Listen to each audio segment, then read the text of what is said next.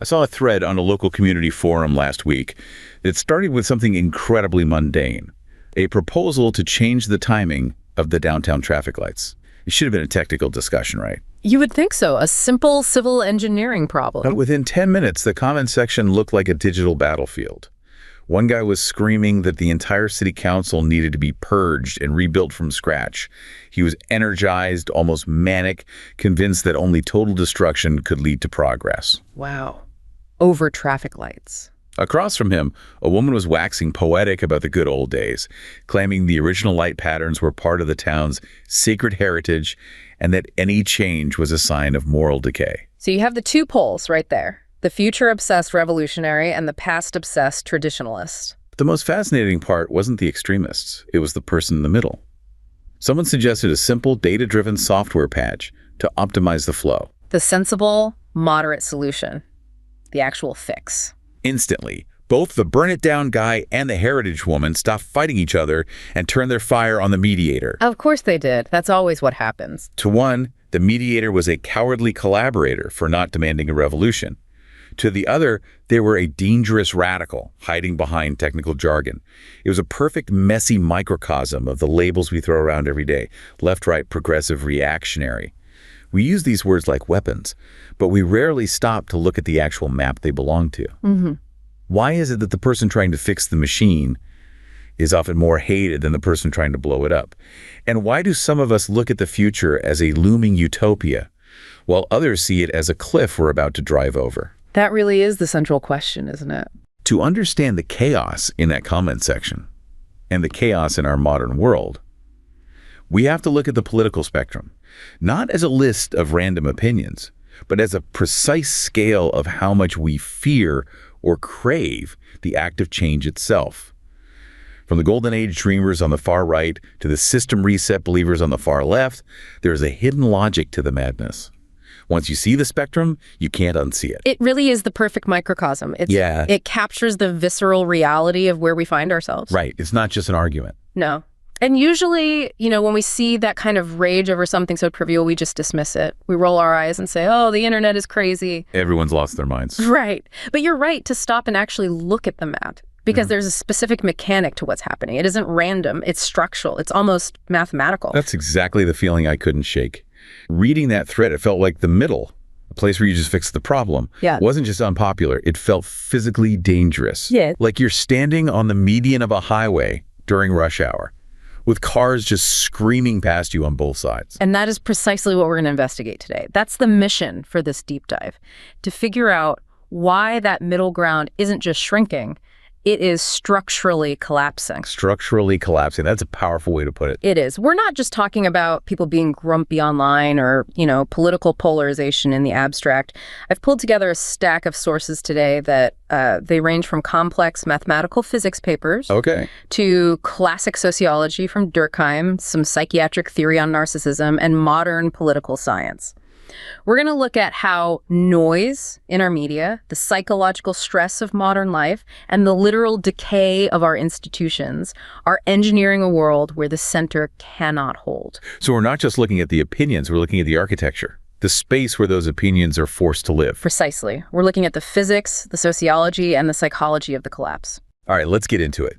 Let's start with the physics, because usually when people talk about polarization, the whole argument is a moral one. It's, if only those people on the other side would stop being evil, or if they'd stop being stupid, we'd all be fine. It's a blame game. Right. A failure of character. But this first source you sent over, this paper on engineering polarization, it doesn't care about morals at all. It treats this like a physics problem. Exactly right. This is a paper from the ArcSev preprint server, so it's cutting-edge research, and it's essentially applying statistical physics to how opinions form in a society. It models human beings almost like particles in a magnetic field. Okay, that's a wild concept. It is. But before we get to the slightly terrifying findings, we have to understand the old way of thinking that this paper is challenging. What was the old model? The authors reference a framework called the Marvel et al. Model. Sounds like a superhero movie franchise, but I'm guessing it's not quite that fun. Unfortunately, no. No capes involved. The Marvel model was this very optimistic, almost deterministic idea that really dominated how we thought about media for a long, long time. Okay, what did it say? It basically said, imagine a population that's split. You have Group A and you have Group B. The theory was that if you pump in enough non-social de-radicalization signals, you can fix the split. Non-social de-radicalization. That is quite a mouthful. What are we actually talking about here? We're talking about mass media. The nightly news, a trusted anchor like, say, Walter Cronkite back in the day, public service announcements, that sort of thing. So the idea was if you have this consistent, moderate signal, a calm voice explaining the facts, it acts like a kind of gravity. That's the perfect analogy. It pulls the extremists on the fringes back towards a stable equilibrium in the center. It's a stabilizing force. It assumes that information, or at least a certain kind of information, is inherently calming. That if people just hear the truth calmly and repeatedly, the whole system just settles down. Exactly. It views the center as the natural resting state of a healthy society, provided there's enough good information to guide people there. Which I have to say feels incredibly quaint. It does now, doesn't it? I mean, looking back at that traffic light forum, the facts didn't pull anyone to the center. The data-driven patch didn't calm the burn-it-down guy. In fact, it enraged him. It made him angry, or the signal didn't work. It was like pouring fuel on the fire. Precisely. And the Marvel model fails because it assumes a clean signal. It assumes we're all, sitting down at 6:30 to watch the same channel, hear the same voice. A shared reality. A shared reality. And this is where the new paper just completely changes the game. The authors argue that our modern environment isn't defined by a signal at all. It's defined by what they call stochastic media influence. They even give it a Greek symbol, Zeta. Zeta, the variable of chaos. Think of it as noise. Not noise like static, but informational noise. The paper argues that today you aren't just getting the news. In the span of 30 seconds, you're getting a push notification, a hot take from a pundit, a debunking of that hot take, a meme about the debunking, a conspiracy theory, and a cat video. And they're all given the same weight on your screen. Exactly. It's fragmented, it's high velocity, and it's deeply contradictory. It's not a steady stream, it's a turbulent ocean of information. So the problem isn't just fake news or media bias in the old sense. It's the very structure of the flow itself. It's the sheer volume and the random, rapid-fire nature of it all. It's the structure. The key word there is stochastic. It means randomly determined. You don't know what's coming next. And here is where the physics meets the neuroscience. This is the part of the paper that really shifts our understanding of why the right and left seem to be reacting so differently to the same environment. Okay, I'm listening. The paper introduces a concept called differential susceptibility. Differential susceptibility. And they use a mathematical inequality to represent it. Sigma y is greater than sigma x. All right, hold on. We've got to keep this accessible. Sigma y is greater than sigma x. Let's translate that. What are we actually looking at here? In plain English, they are building on a growing body of neuroscience findings that suggest that, on average, people who self-identify as conservative and people who self-identify as liberal process uncertainty and threat differently, right down at the brain level. And they're mapping these variables, x and y, to those political orientations. They are, and this is where we have to be incredibly careful, as you said earlier. This isn't about saying one group has broken brains or that one is genetically superior or anything like that. Right. This is about tendencies, not destiny. It's about adaptation and sensitivity. The paper cites neurological research on two key areas of the brain. First, the anterior cingulate cortex. Which does what? It's sort of the brain's alarm system. It handles conflict monitoring, error detection, and processing uncertainty. It's what fires up when things don't make sense or when you're faced with ambiguity. In the second area. The amygdala. Most people have heard of this one. It's the threat detection center. The fight or flight response originates there. Okay, so you have the uncertainty detector and the threat detector. What do the findings suggest? The general trend in this research suggests that people who lean conservative tend to possess, on average, a neurocognitive profile with a lower tolerance for ambiguity and uncertainty. Their anterior cingulate cortex is more active when faced with it. So they value order, they value clarity, they want to know the rules of the game. Correct. And at the same time, their amygdala shows a higher sensitivity to perceived threats. Okay. And what about people who lean liberal? The opposite tendency, generally. A higher tolerance for messiness, ambiguity, novelty. They are, neurologically speaking, less triggered by the chaos. So now we take these two different brain sensitivities and we drop them into that Zeta environment, that high noise, chaotic, stochastic media landscape we just described. Now you see it. I see exactly where this is going. The conservative brain, the one that values order and perceives ambiguity as a threat, is going to find that noise significantly more painful. More stressful. Exactly. They perceive the same level of informational noise as more chaotic and more threatening than a liberal might. To a liberal, the noise could be interesting, it could be annoying, but it's just information. But to a conservative, according to this model, it registers as a fundamental disorder, a threat to stability. Yes. And the mathematical model shows that this creates what the paper calls a noise-induced phase transition. Phase transition, you used that phrase before, like water turning into steam, a sudden fundamental change of state. That's it precisely. Because the noise is perceived as a threat by the conservative group, let's call them group B in the model, the effective de-radicalization pressure from the old Marvel model gets completely inverted. What do you mean inverted? It doesn't moderate them. The noise doesn't pull them to the center. It actively repels them. In the model, as noise increases past a certain critical threshold, the conservative group is literally driven out of the shared ecosystem. Driven out. What does that mean in reality? It means they either go extinct, which in this context means they just stop participating in the public square entirely because it's too psychologically painful. They log off, they disengage. Or, and this is what we see more often, they retreat into hermetically sealed echo chambers where the noise is controlled. They seek out information environments that are predictable, orderly, and confirm their worldview. So the noise acts like a filter. It doesn't convince them. It just physically pushes the people who value order right off the map of public discourse. They can't exist in the noisy center, so they leave. It makes the center uninhabitable for them. But wait, what about the people who are already in the middle? The mediator from my traffic light story, the person with the software patch. What happens to them in this model? This is the real tragedy of the moderate. It's the core finding of the paper. In the model, the moderate group, they label it AB author, but doesn't exist in a vacuum. They exist because of what are called cross-cutting interactions. They thrive when they can talk to both side A, the liberals, and side B, the conservatives. They are the bridge builders. They need that tension between the two poles to exist. Their entire identity is about being between those two things. It is their ecological niche. But if the noise drives side B, the conservatives, completely out of the ecosystem, the moderates have no one to talk to on that side. The bridge just goes nowhere. It hangs in empty space. Their ecological niche vanishes from under their feet. And here's the crucial part. They don't necessarily become radicals themselves. They don't all just convert to side A. They just collapse. They disappear. They disappear because the structural conditions that allowed them to exist, a shared space where different views could actually interact, have been destroyed by the noise. That is incredibly bleak. I mean, it implies that this engagement alignment paradox is real. Say more about that. Well, the idea that social media algorithms are designed to maximize engagement.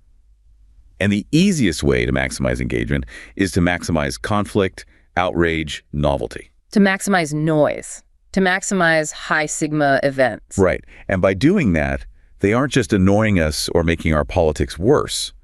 They are, according to this model, mathematically engineering the destruction of the political center. We are actively destroying the habitat of the moderate. The mediator in your traffic light story wasn't just hated for his opinion on traffic lights. He was hated because he was trying to stand in a space that, from a physics perspective, literally doesn't exist anymore. He was a ghost. He was trying to be a bridge in a world that had already split into two separate islands. And both islands saw him as a threat. So we have the physics of it. The environment is just too loud, too chaotic for the center to survive. But that's just the media layer, the digital world. I want to go deeper into the human experience of this. Because when the center collapses, it's not just about politics or tweets. No, it's about how we live. It's about our towns, our neighbors. Right. It's about the community itself. When that external structure fails, it creates a vacuum in our daily lives. Which brings me to a story I wanted to share. I found it on a community forum, a local history page, and it fits perfectly with this idea of a vanishing middle. It's about a man named Elias. Okay. Elias was a second-generation clockmaker in a small town in the American Midwest. For 30 years, his workshop was the literal and figurative center of Main Street. You know, the kind of place. Oh, yeah. The classic third place. It's not work. It's not home. It's the place you go to be a citizen. Exactly that. Yep. And he said it was neutral ground. The town's progressives who wanted to build a new library, and the town's traditionalists who wanted to preserve the old courthouse would both sit there. And they could talk? They'd drink coffee, they'd complain about the weather, and they'd all agree that while the world outside was changing, the gears inside a clock needed to turn on time. It was a place of function, of shared objective reality. The clock either works or it doesn't. Right. But he wrote that over the last 5, maybe 10 years, the shop became a ghost of itself. Elias described a hollow feeling in the air. He said the social glue had simply dried up and crumbled away. A hollow feeling? That's so evocative. The town council meetings became shouting matches, just like my traffic light story. The local institutions, the schools, the parish, they no longer provided a shared script for life. People were reading from different playbooks. The common language was gone. Completely. Right. And Elias eventually closed his shop. Not because people didn't need clocks. Everyone still needs to know the time, but because the middle ground that his shop physically occupied had vanished. He said he felt like a man standing on a shrinking ice floe while the left and the right drifted into 2 separate frozen oceans. Wow. He said, I couldn't bridge the gap anymore. There was nowhere to stand. That image of the shrinking ice floe is haunting. And it connects directly, perfectly, to our next source. Elias is describing in almost textbook detail what the founding father of sociology, Emil Durkheim, called anomie. Anomie. That's a word you hear in intro sociology classes, usually amended alongside alienation. But what does it actually mean in this context for Elias? Most people think anomie just means lawlessness or chaos. But Durkheim meant something much deeper, more psychological. He meant normlessness or derangement. Derangement, that's a strong word. It is. It's a condition where the standards, the norms that regulate our lives, simply dissolve. It's a fundamental mismatch between your personal standards and the social reality you find yourself in. Like Elias, the clockmaker, who believes in precision and order, living in a town that has descended into shouting and chaos. Precisely. To understand it, Durkheim talked about 2 types of social glue, or solidarity, that hold a society together. Okay, let's break them down. First, there's mechanical solidarity. This is the glue you find in traditional small societies. The cohesion comes from sameness. Right. We're all in this together because we're all basically the same. We do the same work, we believe in the same God, we follow the same rituals. Think of a farming village in the 1800s. The rules are rigid, but you know exactly who you are and where you fit. You fit into the machine because Right. you look and act just like all the other parts. Exactly. But as societies modernize, they develop a second type of glue, organic solidarity. And this is modern cohesion. This is modern cohesion. It's based on interdependence, not sameness. I don't grow my own food. A farmer does. The farmer doesn't fix his own clock. He goes to Elias. So we're bound together not because we're the same, but precisely because we are different and we need each other to survive. It's like the organs in a body. The heart and the lungs do very different things, but they are absolutely dependent on each other for the life of the whole organism. So Durkheim thought organic solidarity was the natural, healthy progression for a modern society. Yes. But, and this is the huge but, the core of his work, he argued that anomie is what happens when that transition malfunctions. How does it malfunction? It's when the old rules of sameness, of mechanical solidarity die out, but the new rules of interdependence, of organic solidarity, haven't solidified yet. The social environment becomes opaque. Opaque, that's what Elias said. He couldn't understand his neighbors anymore. He didn't know the rules of engagement. The script was gone. The script was gone. And without those clear rules, without those social limits, Durkheim wrote about something he called the malady of the infinite. That sounds like a horror movie title. The Malady of the Infant. It feels like one when you're living it. He argued that human desire is naturally insatiable. It's limitless.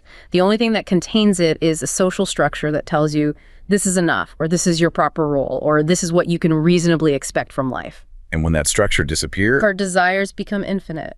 We want everything, all the time. Success, fame, validation, money, experiences. And because getting everything is by definition impossible, we end up in a state of perpetual unhappiness, frustration, and agitation. that sounds incredibly modern. I mean, that's the engine of social media, isn't it? That's hustle culture. Yeah. That's the constant gnawing anxiety that you should always be doing more, being more. It's the feeling that there's no finish line. Yeah. And it creates a deep psychological void. Durkheim famously did a study on suicide rates across Europe in the late 19th century. Right. And he found something that was shocking at the time. Protestant countries had consistently higher suicide rates than Catholic countries. Why? I think most people would guess it would be the other way because of Catholic guilt or something. That's what you'd think, but his reasoning was about structure. Catholicism at that time was a very high cohesion religion. It had lots of rituals, a strict hierarchy, a very clear script for life. It gave you your place. It provided guardrails. Strong guardrails. Protestantism, on the other hand, was founded on individualism, free inquiry, a direct relationship with God. But that freedom came at a cost. Less social protection against anomie. When things went wrong for a Protestant, they had fewer structural supports to fall back on. They were more alone with their malady of the infinite. So the neighborly nod that Elias misses, that wasn't just him being nostalgic for good manners. No, that was a social structure. It was a micro-ritual. It was a daily confirmation that I see you see me, we are part of the same machine, we acknowledge each other's existence. When that breaks down, when the clockmaker's shop closes, it's not just an economic loss for the town. It's a psychological one. It's a breakdown of the structures that keep people anchored. Elias isn't just out of a business. He is, in a very real sense, out of a society. So Elias is suffering from anomie.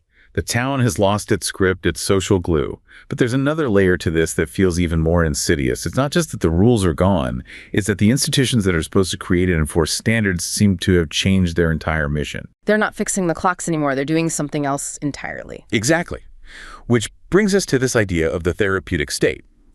And this helps explain why the mediator, the guy with the data patch, is being rejected not just by the extremists, but by the institutions themselves. The system itself has no place for him. Right. I have another story that illustrates this perfectly. I was reading a collection of anonymous essays from healthcare professionals, and one from a woman I'll call Dr. Eris really stood out. Okay. She's a senior surgeon at a prestigious teaching hospital. She has spent her entire life dedicated to the brutal, unforgiving rigors of meritocracy. I mean, surgery isn't a place for vibes, you know. No, it's about competence. You either cut the right artery or you don't. There's no middle ground in surgery. The standard is literally life and death. Precisely. And she wrote about a recent assessment review for a surgical resident. This resident was consistently failing the technical precision tests. His hands just weren't steady enough. He was making critical mistakes in simulations. A clear danger to patients. A clear danger. But when she raised these concerns, citing patient safety, she was told by a hospital administrator that she was being insufficiently supportive of the student's emotional journey. Emotional journey in a surgical residency. Wow. And that her objective standards were creating an exclusionary environment. So her commitment to competence was being framed as a form of bigotry. Yes. She described this feeling that the therapeutic state had metastasized from the therapist's office and was now infecting the operating room. She felt the institution was no longer primarily interested in excellence or even safety. It was interested in protecting the feelings of the incompetent rather than protecting the lives of patients. That is a terrifying shift. She ended her post with this line that has just stuck with me. She said, "The tools of reform have become the weapons of decay." The tools of reform have become the weapons of decay. That is a powerful indictment. And it aligns perfectly with the work of two thinkers we need to bring in here, Christopher Lasch and Thomas Szasz. Let's start with Lasch. He wrote the famous book, The Culture of Narcissism. But when most people hear narcissism, they just think of vanity. You know, someone taking a lot of selfies. Right, they think of an aggressive, over-the-top ego like a movie villain. But Lasch used the term in its clinical psychological sense, and it's almost the opposite. For Lasch, the narcissist is a person with a weak self. A weak self. Not a strong one. A weak one, a self that is constantly threatened with disintegration. They have no inner core, no internal clock like Elias the clockmaker would have had. So they need constant validation, constant affirmation from the outside world just to feel real. They need the mirror to tell them they exist. Exactly. They are pathologically dependent on the opinions of others. So how does this apply to Dr. Eris and her failing resident? Lasch argued that our entire culture has shifted from what he called rugged individualism, where you proved your worth through your work, your actions, your competence, to a therapeutic dependency. We've stopped being citizens who are responsible for our actions, and we've started being clients or patients who need to be managed. So in Dr. Eris's hospital, the resident is no longer a student who needs to master a difficult craft. No. He is a fragile self that needs to be affirmed. To fail him is not an objective judgment of his surgical skill. It is seen as an act of emotional aggression against his very personhood. It completely reframes reality. The goal is no longer competence. The goal is feeling good. And that's where the psychiatrist Thomas Szasz comes in. He had this brilliant term for it. Pharmacracy. Pharmacracy. Yes. Szasz was a rebel within his own field. He traced this historical shift in how we govern people. He said very broadly, we moved from theocracy, which is rule by God and priests, to aristocracy and democracy, which is rule by politics and law. And now, he argued, we are entering pharmacracy, rule by medicine. Meaning we medicalize everything, we treat every human problem like it's a medical problem? Exactly. In the past, human problems were classified as either sins or crimes. If you were lazy or incompetent or violent, that was a moral failing, a character flaw. You were held responsible for it. But in a pharmacracy, those things get reclassified. They get reclassified as diseases or conditions. Laziness becomes executive dysfunction disorder. Incompetence is a symptom of anxiety. Bad behavior is a trauma response. And if it's a disease, you can't blame the person for it. You have to treat them. Correct. But Szasz issued a stark warning about this. He said it completely erodes personal responsibility. He quoted C.S. Lewis, saying that if we start treating adults like patients to be managed rather than as free agents capable of choice, we reduce them to the status of infants, imbeciles, and domestic animals. We stripped them of their agency. That explains Dr. Aris's frustration perfectly. She is trying to uphold an objective, meritocratic standard. Surgical precision, that's a political standard. Yeah. In Szasz's framework. It's based on law and competence. But the hospital administration is operating in a therapeutic mode. Their primary goal is not competence. It is maintaining the student's self-esteem and emotional wellness. And this is why the center is collapsing from the inside out. If our core institutions, hospitals, schools, courts, stop enforcing objective standards because they're afraid of hurting feelings, they lose their legitimacy. They stop being the social glue we talked about with Durkheim. If the clockmaker can't say, this gear is broken because it might hurt the gear's feelings, the clock stops working. And when the clock stops working, people stop trusting the clockmaker. They start looking for someone who will just tell them what time it is, no matter how they do it. So let's just take a breath and recap where we are. We have the physics of noise from the media environment, which is physically blowing up the public square and driving conservatives out. Check. We have Durkheim's anomie, the dissolving of social glue that leaves us psychologically adrift with that malady of the infinite. Check. And now we have the therapeutic state, which is actively eroding competence from within our institutions and treating us all like fragile patients. It's really no wonder people are reacting so strongly. And that reaction is often explosive. It perfectly explains the burn it down guy and the heritage woman from your opening story. They see this decay and they are reacting to it. Which brings us to our third story.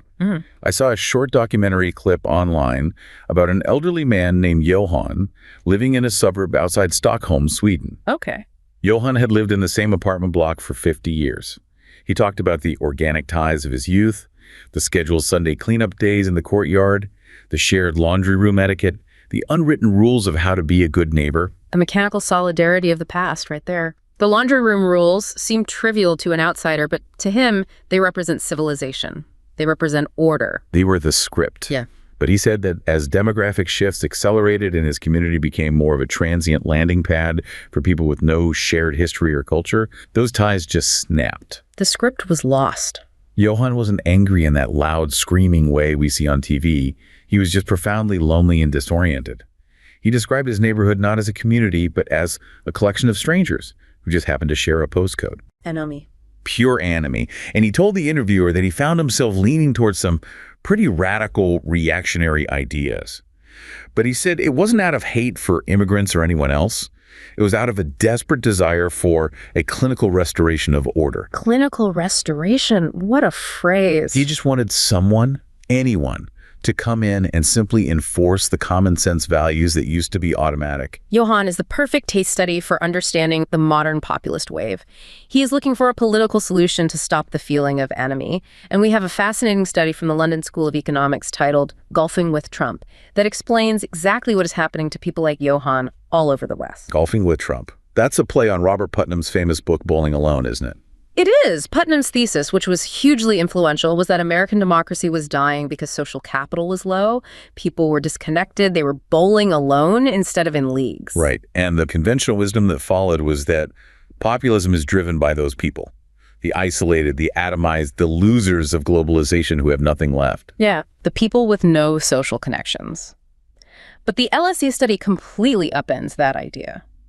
They looked at the county-level voting data in the U.S., and they found something stunningly counterintuitive. What did they find? They found that high inequality and low social capital, the conditions you typically find in big, diverse, transient cities, did not drive the Trump vote. So it wasn't the people who were bowling alone. No. Populism surged in places with high social capital that were experiencing long-term decline. Wait, say that again? High social capital. Yes. Places like Johann's old neighborhood or the American Rust Belt. These are communities that used to be incredibly tight-knit. They have deep roots, strong social cohesion. They aren't bowling alone. They are golfing together at the local country club, so to speak. But they are dying. So it's not the pain of loneliness. It's the pain of loss. It's the politics of resentment. The study argues that because these communities are so tight-knit, they feel the decline collectively. A factory closing isn't just a loss of individual jobs, it's a death in the family. A loss for one is a loss for all. It's not seen as an individual failing, it's seen as a community tragedy, a betrayal. That is the crucial distinction. They aren't isolated loners lashing out. They are highly mobilized communities who feel, as a group, that they are being erased. The researchers call them the places that don't matter. A brutal term, but it captures the psychological trauma. The pain comes from being in a place that has a strong, proud identity, but is being told by the wider culture that it has no future. So Johann isn't voting for a radical party because he hates foreigners in the abstract. He's voting for them because the therapeutic state and the anomie of modern life have destroyed the tangible order he relied on. He wants a restoration. He wants the laundry room rules back. Essentially, yes. He interprets the chaos in the laundry room as a sign of civilizational collapse. And honestly, from a Durkheimian sociological perspective, he isn't entirely wrong. Social order begins in the laundry room. If you can't agree on how to manage that shared space, you can't manage a nation. This helps us finally map the chaos we saw in that traffic light forum. We can actually use another classic sociological tool, Robert Merton's strain theory, to make sense of all the players. Merton is perfect for this. His whole idea was that society sets up culturally approved goals for us, like the American dream, monetary success, a happy family. Right, the things we're all supposed to want. But it often blocks the legitimate means for many people to get there. The strain is the gap between the goals you're told to want and the actual means you have to achieve them. And people adapt to that strain in different, predictable ways. Right. Merton said some become innovators. They still want the goal, the money, the success, but they reject the legitimate means. They find new, illegal ones. This is where crime and drug dealing come from. Okay, what else? Some become ritualists. Yeah. These are the bureaucrats, the people who have given up on the big goal of success, but they obsessively, rigidly follow the rules and procedures just to feel safe and in control. The mediator. The guy from my story proposing the data-driven software patch. He's the ritualist. In a way, yes. He is clinging to the procedure, let's follow the data, even though the larger social goal of harmony and consensus is already completely lost. He's just going through the motions. And then, Merton says, there are the rebels. They reject both the cultural goals and the legitimate means, and they want to tear the whole system down to create a new one with new goals and new means. The burn it down guy. And maybe even the heritage woman in her own way. So let's put this all together and define the political spectrum again, using all these sources. The opening story had the burn it down guy, the heritage woman, and the mediator. How do they fit? Okay, so traditionally, the left or the progressive believes in designing a better future. They believe in progress with a capital P. They look at the traffic light and say, we can engineer this to be more efficient, more equitable, better.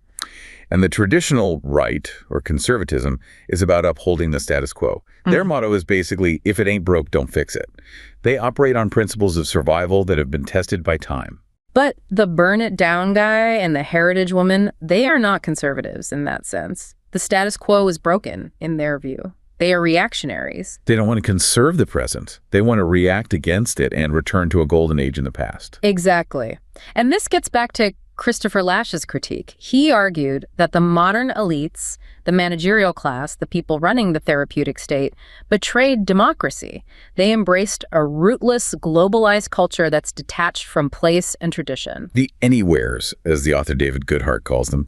People who can feel at home in New York or London or Tokyo, but have no real connection to the soil beneath their feet. Right. And Lash argued that they abandoned the working class, what Hillary Clinton infamously called the deplorables, and left them to be the sole defenders of traditional values, of family, of community. So Johan and the people in the comment section aren't just angry about traffic lights. They are reacting to the total structural collapse of the center. And they look at the mediator, the ritualist with the software patch, and they despise him. They despise him more than they despise each other. Why?